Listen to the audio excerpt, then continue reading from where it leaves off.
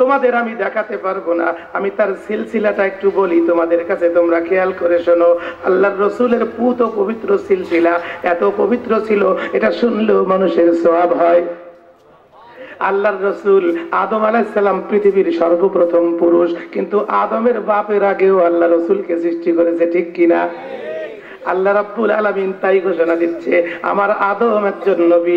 আদম আলাইহিস সালাতু ওয়াস সালাম, তার ছেলের নাম শীশ, তার ছেলের নাম মানাস, তার ছেলের নাম কিনান, তার ছেলের নাম মালাহিল, তার ছেলের নাম ইয়াদরিব, তার ছেলের নাম ইদ্রিস, তার ছেলের নাম মাতুশালিক, তার ছেলের নাম লামিক, তার ছেলের নাম হযরত নূহ আলাইহিস সালাম, তার ছেলের নাম শাম, তার ছেলের নাম আরফাশাদ, তার ছেলের নাম আবির, তার ছেলের নাম ফাজির, তার ছেলের নাম রাউ, তার ছেলের নাম সারুজ, তার ছেলের নাম নাহুর, তার ছেলের নাম তারেক, তার ছেলের নাম ইব্রাহিম আলাইহিস সালাম, তার ছেলের নাম ইসমাঈল জাবিহুল্লাহ আলাইহিস সালাম, তার ছেলের নাম হিদার, তার ছেলের নাম ইরাম, তার ছেলের নাম ইয়াদ, তার ছেলের নাম মাজি, তার ছেলের নাম শামী, তার ছেলের নাম মাহির, তার ছেলের নাম নাহিস, তার ছেলের নাম মুকাসির, তার ছেলের নাম আইহাম, তার ছেলের নাম আফনাদ, তার ছেলের নাম আইসার, তার ছেলের নাম জিশান, তার ছেলের নাম ইয়া আইজি, তার ছেলের নাম ইয়ারাউহা, তার ছেলের নাম ইয়ালহান, তার ছেলের নাম ইয়ালহাজিন, তার ছেলের নাম ইয়াসরিবি, তার ছেলের নাম সামদার, তার ছেলের নাম হামদান, তার ছেলের নাম আবদাহা, তার ছেলের নাম উবাইদ, তার ছেলের নাম আকরার, তার ছেলের নাম ওয়াইব, তার ছেলের নাম মাখি, তার ছেলের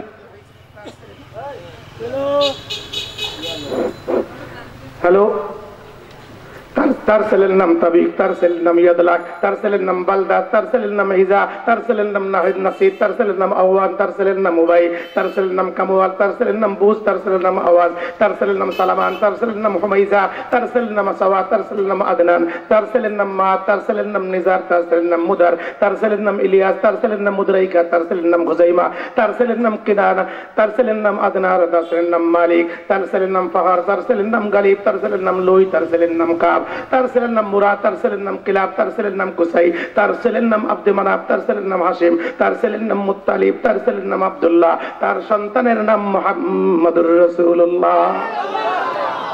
পুত পবিত্র একটা সিলসিলা। এই নবী কেমন নবী?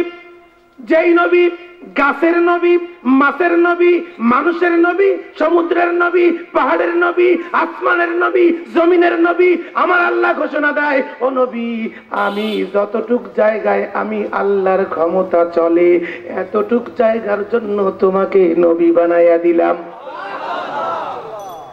সব নবীদের জন্য হ্যাভ ওয়ান কন্ডিশন, সব নবীদের জন্য এক একটা কন্ডিশন ছিল, শর্ত ছিল। আইসক্রিম বেচা মাইকে কথা বল,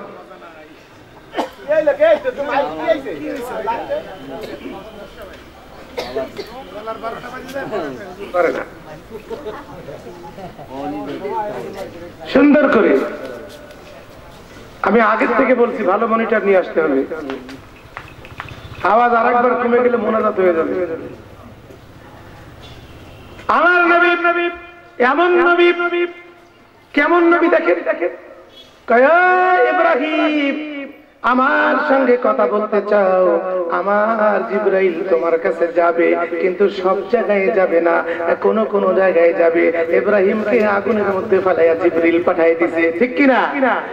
নূহ কিস্তিতে চড়ায়া হযরতে ঈসা আলাইহিস সালাতু ওয়াস সালাম মায়ের পেটের মধ্যে থেকে যখন বের হইছে কয়েক ঘন্টার বাচ্চা, তার মাকে যখন মানুষ প্রবাদ দিতেছে, তুমি এত সতী, তো তোমার কোলে বাচ্চা আইলো কেমনে? কয় আল্লাহ দিছে। কয় না, মানি না। আল্লাহ কয়, এই সন্তান, তুই তোর মায়ের সম্বন্ধে সাক্ষী দে। সঙ্গে সঙ্গে ওই ছোট্ট 2-1 ঘন্টা সদ্য প্রসবিত বাচ্চা মায়ের কোল থেকে ডাক দিয়া বলে, কালা ইন্নী আবদুল্লাহ আতানিয়াল কিতাব ওয়া জাআলানি নবিয়্যা। আমি আল্লাহর বান্দা, আল্লাহর নবী, আমাকে আল্লাহ কিতাব দিয়েছে, নবী করে পাঠিয়েছে। ছোট্ট বাচ্চা বলেছে, বলেন আল্লাহু আকবার। আল্লাহর নবী কেমন নবী? এই মুসা আমার সঙ্গে তোমার কথা বলার শখ জেগেছে। জি আল্লাহ, তোমার খালি কথা শুনি, তোমার কথা শুনতে খালি ইচ্ছে করে।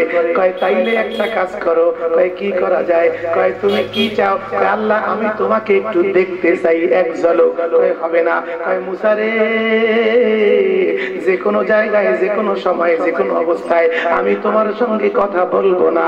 তোমার সঙ্গে আমি কথা বলবো ঠিক আছে, কিন্তু একটা কন্ডিশন আছে। তোমাকে must be you come on the mountain, এই তুর পাহাড়ের উপরে তোমাকে আসতে হবে, এখানে কথা বলবো। সব নবী রাসূলদের সঙ্গে একটা কন্ডিশন দিয়ে আমার আল্লাহ কথা বলেছে। আমার রাসূলের জন্য আল্লাহ বলেন, ও হাবিব, তোমার জন্য কোনো কন্ডিশন নাই, তোমার জন্য কোনো জায়গা নির্ধারণ নাই, তোমার জন্য কোনো সময় নাই। তুমি হাটে থাকলে হাটে, মাঠে থাকলে মাঠে, ঘাটে থাকলে ঘাটে, তুমি থাকবা যেখানে আমার জিবরিল ওহী নিয়ে পৌঁছে যাবে সেখানে। এমন একজন নবী, যেই নবীর হাতের স্পর্শ লাগলে গাছ নষ্ট হয় না। তাহলে তার সুন্নতের আমল করলে আপনারা পচবেন কবরে, পচবেন। তাইলে গাঁজা খাওয়া যাবে? খালি বাবা খাবেন, বাবা খাইলে সব হয়, হয় না?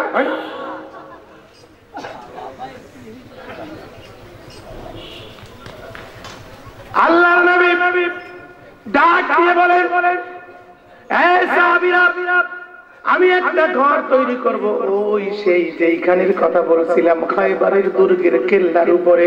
খয়বারের দুর্গের কেল্লা যেটা, ওই কেল্লাটার একটা খাইসিয়াত আছে। আপনি 20-50 মিটার দূর থেকে কেল্লা চোখে দেখবেন না, কিন্তু কেল্লার উপরে উঠলে গোটা 10 কিলোমিটার স্কয়ার ক্লিয়ার দেখা যায়। সুবহানাল্লাহ। এই দুর্গের মধ্যে এমন একটা ঘর আছে, সেই ঘরের মধ্যে আমার আপনার নবী মুহাম্মদুর রাসূলুল্লাহ নিজে হাতে মাটি চেপে চেপে আর খেজুরের বাগড়াগুলি কেটে রড বানায়া একটা রুম তৈরি করেছে, পর্যবেক্ষণ রুম। পাহাড়ের উপরে দোতলা, তার উপরে 3 তলায় আর একটা রুম, যাতে ঘুরে ঘুরে শত্রুপক্ষ দেখা যায়। বাকি রুমগুলি ইহুদিদের করা। খায়বারের দুর্গ আর মদিনার সভ্যতার যে যুগগুলি করেছে, এগুলা কাদের করা? ইহুদিদের করা। পরবর্তীতে মুসলমানেরা এগুলোকে দখল করেছে।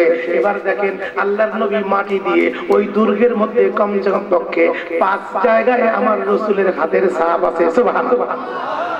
আমি নিজে আমার এই হাত, আমি সেই হাতের দাগের মধ্যে দিয়ে খায়বারের দুর্গের ময়দানের মধ্যে আমি গিয়ে চোখের পানি ফেলে মোরাকাবা করে একটু চোখ বুজে দেখেছি, কেমন যেন মনে হয় রাসূলের হাতের সঙ্গে আমার হাত।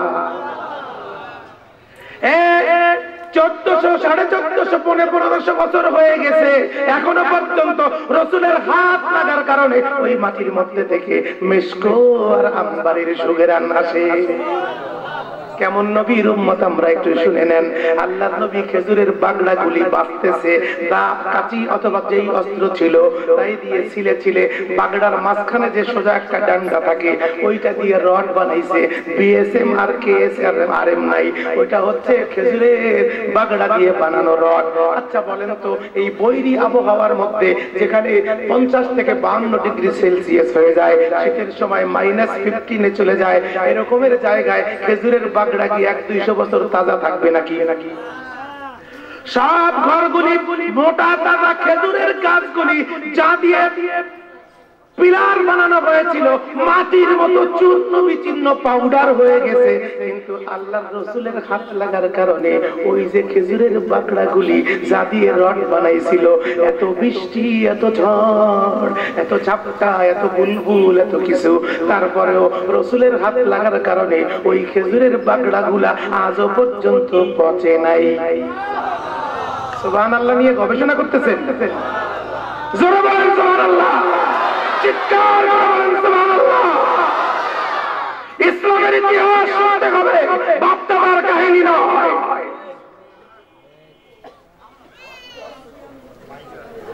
আল্লাহর রাসূল শুধু মনে করেছেন ওই নষ্ট হয় নাই, তাই আমি নিজে ভেঙে দেখেছি, ভিডিও আর ছবি করে নিয়ে এসেছি।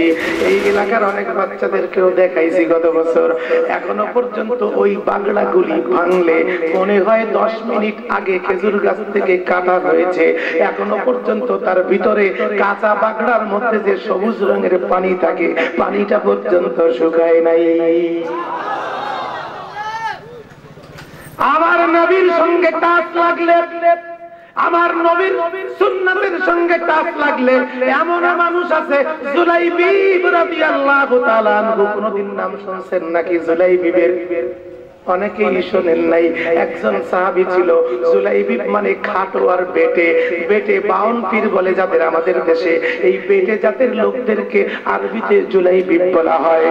আর ওনাকে মুআফফান বলে ডাকা হতো, তার কারণ একে তো বেটে, আবার কুৎসিত চেহারা, গায়ে দুর্গন্ধ থাকতো, ছাগল চড়াইতো। এই দুর্গন্ধের কারণে জুলাইবিবকে মানুষ বলে দিত, আমার বাড়ির দরজা দিয়ে ঢুকবি না। মদিনার বর্ডারে তার বাড়ি ছিল। ইসলাম গ্রহণ করার আগে তাকে সবাই বলেছে, খবরদার আমার বাড়ির মধ্যে সবাই ঢুকবে, জুলাইবিব ঢুকতে পারবে। হঠাৎ করে একদিন জুলাইবিব পড়ে ফেলেছে লা ইলাহা ইল্লাল্লাহু মুহাম্মাদুর রাসূলুল্লাহ। জুলাইবিব যখন কালিমা পড়েছে, আল্লাহর রাসূলকে দেখতে যাবে। জুলাইবিবকে কেউ পছন্দ করে না। মদিনার সব বড় বড় লোকেরা বলেছে, জুলাইবিব তুমি আমাদের বাড়ির পাশ দিয়েও হাঁটবে না। যদি জুলাইবিব ওই পথ দিয়ে হাঁটে, তার হাঁটু ভেঙে দেওয়া হবে, তাকে প্রহর করা হবে। যখন মুসলমান হয়ে গেল, জুলাইবিব চিন্তা করলো রাসূলকে দেখতে যাব, কিন্তু মানুষ তো আমাকে অপছন্দ করে, কিভাবে দেখতে যাব রাসূলকে? জুলাইবিব গুটি গুটি পায়ে সন্ধ্যায় রাতের আধারে রাসূলের বাড়ির সামনে গিয়ে উপস্থিত। আসসালামু আলাইকুম, দূর থেকে সালাম দেয়। আল্লাহর নবী, আমার নাম জুলাইবিব, আমি বড় কুৎসিত মানুষ, আমি বড় খারাপ চেহারার মানুষ, আমার গায়ের মধ্যে গন্ধ, আমি দুর্গন্ধযুক্ত একজন মানুষ। ও নবী, আমি কালিমা পড়েছি লা ইলাহা ইল্লাল্লাহ। আল্লাহর রাসূল বলে, তোরা সর সর, আয় জুলাইবিব, আমি নবী তোকে কোলে করে ঘরে নিয়ে যাব। আমার আল্লাহ ডাক দিয়ে বলে, ও বেঈমানের দলেরা, ও গাঁজা করেরা, ও ইয়াবা করেরা, ও ফেন্সিডিল করেরা, ও মদ করেরা, তোমাদের জন্য সুসংবাদ, ভালো হয়ে যাও। তোমারা আল্লাহ কয়, তুই যখন তওবা করবি, এতদিন ছিলি শয়তানের কোলে, যখন থেকে তওবা করবি, আমি আল্লাহ আমার কুদরতি কোলে তুলে নিয়ে তোকে জান্নাতে পৌঁছাইয়া দিব। জুলাইবিব রাসূল বুকে আঁকড়ে ধরে ঘরের মধ্যে নিয়ে যায়। এত সুন্দর সম্পর্ক হয়ে যায় জুলাইবিবের সঙ্গে। যাই হোক, মুসলমান হয়েছে, আমি অন্য ঘটনা বলবো, তাই সংক্ষেপে বলতেছি। আস্তে আস্তে জুলাইবিব বুড়া হয়ে গেছে, বৃদ্ধা হয়ে গেছে, বৃদ্ধ হয়ে গেছে, বুড়া হয়ে গেছে, বয়সের ভারে কুজা হয়ে যাবে। এমন সময় জুলাইবিব একদিন বসে বসে কাঁদতেছে মসজিদে নববীতে, চোখের পানিতে দাড়িগুলি ভিজে যাচ্ছে। আল্লাহর রাসূল কয়, জুলাইবিব কেন কাঁদতেছো? কয়, ইয়া রাসূলুল্লাহ, আমার তো পৃথিবীতে কোনো বিয়া হলো না, দুনিয়ায় আমাকে কেউ বিবাহ করবে না। আরে পোলা বাড়ি পছন্দ করে না, মাইয়ের কথা কমু, সব আমার দূর দূর সেই সেই করে, কেউ কাছে যাইতে দেয় না। আমার চেহারা খারাপ, খাটো মানুষ, আমাকে দেখতে ভালো না, গায়ে দুর্গন্ধ, সেই জন্য বিয়া তো আমার দুনিয়ায় হবে না। আল্লাহর নবী, আপনি কি আমাকে একটু বলবেন, জান্নাতে কি আমি কোনো বউ টৌ পাবো কিনা? আল্লাহর রাসূল জুলাইবিবের কথা শুনে চোখের মধ্যে পানি চলে আসছে। ডাক দিয়ে কয়, জুলাইবিব আয় আয়, আমার বুকে আয়। বুকের সাথে চাপ দিয়ে ধরে ওই কুৎসিত কালো সেই সাহাবীটাকে। আল্লাহর রাসূল বলে, যখন মানুষ কালিমা পড়ে, তখন তার কুৎসিত থাকুক আর কালো থাকুক, মদখোর থাকুক আর গাঁজাখোর থাকুক, সুদখোর থাকুক আর জিনাখোর থাকুক, যখন কালিমা পড়ে তওবা করে মুসলমান হয়ে ঘরে ফিরে আসে, আমি আল্লাহ আমার কুদরতি কোলে তাকে টেনে নিয়ে যাই। আল্লাহর রাসূল তাকে কোলে টেনে নিয়ে বলে, জুলাইবিব আখিরাতে তো পাবি পাবি, দুনিয়ার মধ্যেও তোরে আল্লাহ চাঁদের সৌন্দর্যের মতো হার মানায় এমন একটা বউ তোকে আল্লাহ দিবে। কে কইছে? আল্লাহর নবী। কিছুদিন পরে রাসূল বললেন যাও জুলাইবিবের জন্য মেয়ে দেখো। রাসূল এক দরজায় গিয়ে দাঁড়াইলো, আসসালামু আলাইকুম, আল্লাহর রাসূলের পক্ষ থেকে বিবাহের দাওয়াত, তোমরা তোমাদের মাইয়া বিয়া দিবানি। লোকটা কোন কি হুজুর পাগল হয়ে গেছি, রাসূল বিয়ে করবে যে কয়টা লাগে নিয়ে যা। কই না না আমার জন্য না, আমার জুলাইবিবের জন্য। কই হুজুর তাইলে তো ভাবনার বিষয়, ও আরে হবে না, ওরে দিয়ে হুজুর ওর চেহারা ভালো না, ও যে সাইজ মুমিন হয়ে যাও, সাইজের কোনো দাম নাই। বেলালে হাফসির মতো মানুষকে আল্লাহর নবীর করা মসজিদে নববীর নির্ধারিত মুয়াজ্জিন বানাইছে। এমন একটা মানুষ জুলাইবিব কয় হুজুর হবে না, চলেন, খালি খালি আপনি বেইজ্জতি হবেন না। মেয়ে ভিতরে দাঁড়ানো দরজার পাশে, মা দাঁড়ানো ভিতরে। বাপ কয় হুজুর আমি একটু অনুমতি আইনে দেখি, আলাপ করে দেখি ভিতর থেকে কি কয়। বউ কয় কোয়াটোয়া লাগবে না, ফিরে দাও, কাজ নাই। কয় রাসূল যদি করে তাইলে আছি, জুলাইবিবের কথাই নাই। আল্লাহর রাসূল ডাক দিয়ে কয় জুলাইবিব ধৈর্য ধরো, ধৈর্যের ফল বড় মিঠা। ধৈর্যের ফল ইন্নাল্লাহা মা'আস সাবিরিন।